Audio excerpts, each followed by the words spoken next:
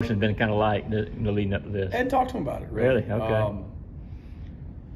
He's given his 2 cents a couple of times, in the film room or during some of the conversations about their roster and their approach, of course. And he's obviously really familiar. He's a likable guy. I'm sure he's really close with a bunch of those guys and excited to get back to see him. Mm-hmm.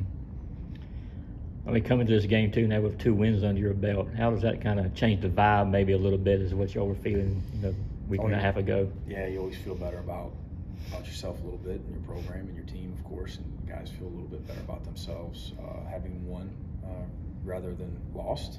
Found a way the other day, of course. It wasn't overly pretty, but found a way to win, and certainly have Alabama's, or they have our attention, rather. Mm-hmm.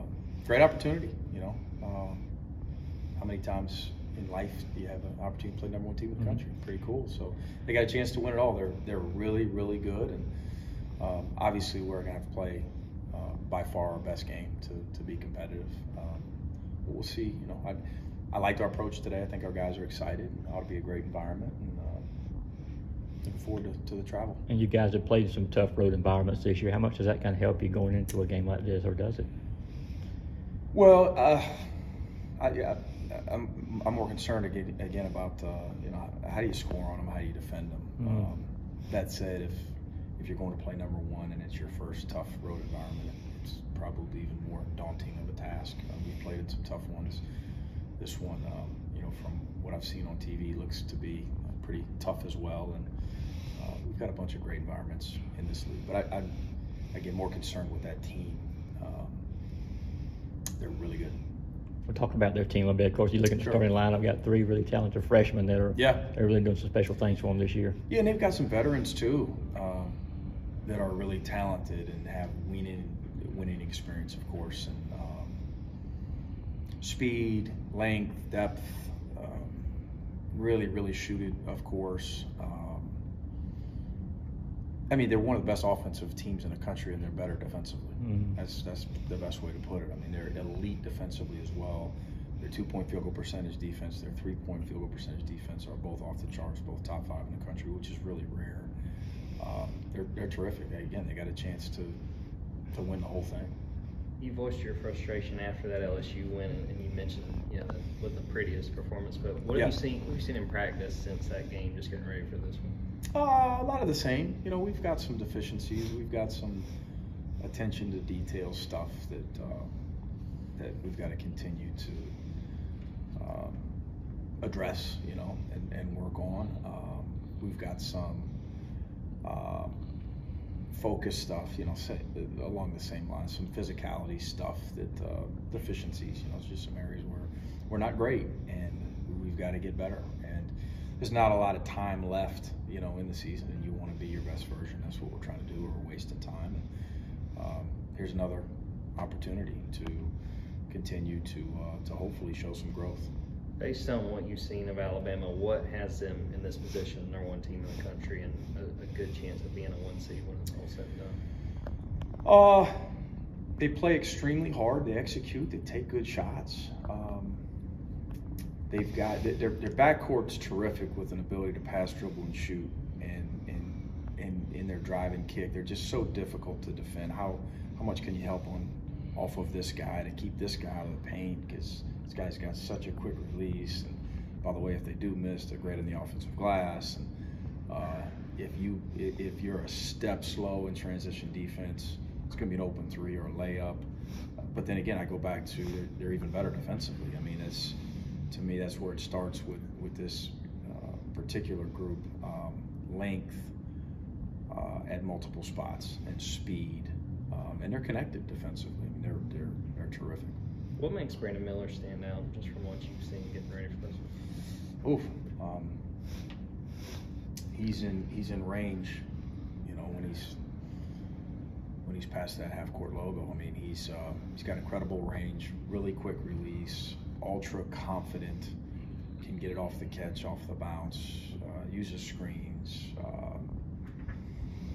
searches, for catch locations off driving kick game. I mean, he's a really, really good player. You've talked before going into games about being the aggressor. Just how important is it going into a game like this, number one team in their place, kind of trying to come out and sort of punch them in the mouth early? Well, we better play every bit as hard to have any chance of being competitive, right? I mean, we've got to, and we've done that for the most part this year. This team plays hard in transition defense at times.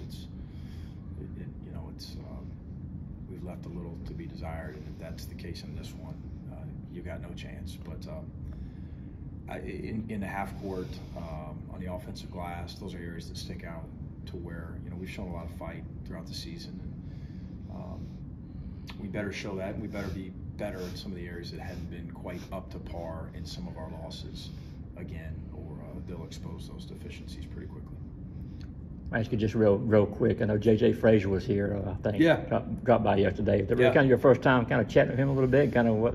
Yeah. How it was having him out here. Against him as a, as a coach in a couple different spots, and well, he gave us a lot of baskets. He could really score it and played with it. We talk about toughness. Mm-hmm. It's incredible his stature, right? Mm-hmm. I mean, because he played 6'3", 190.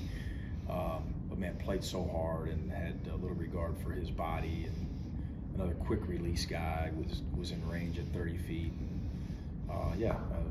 a bulldog. Great. It was great to see him. Spent a little time with him and a couple other guys that made up a pretty damn good backcourt. Charles Mann and Kenny Gaines. Those guys were excited to see each other. You could tell. And JJ had a few words for our guys to put a little wisdom on him.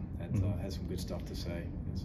It's good to welcome him home. About to say, how important is to have former guys like that? I mean, you want as many guys I know as possible come back and be involved in your program and what you're trying to do. This is their program. Yeah. This is their program. Yeah. I mean, you could see him light up when he walked in the gym. I'm sure he shot a lot of shots on those rims in there. Yeah. By the way, they went in games, right? I mean, you could tell he worked and he put a lot of blood, sweat, and tears in this program, and as did Kenny and Charles, and all these guys. We had the Final Four reunion. Well, it was a couple weeks ago. Last week. Those guys are proud, and their families are proud to be back here, and we're proud to have them. We're just blessed to be here. We saw Colin Castleton get hurt the other night. Not sure if he'll be back. Just how tough was that for you to see, especially getting to coach him? I hated it, man. And he's been through a lot. It made me sick to my stomach, to be honest with you. Kira and I were sitting together, and she read it to me. Just tough news.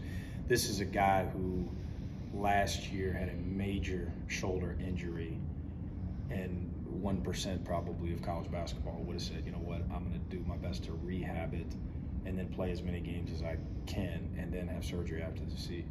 He's just an unselfish, winning player, high character guy. You hate to see anybody get hurt, especially somebody that you've been in the foxhole with, that you've got great admiration and respect for.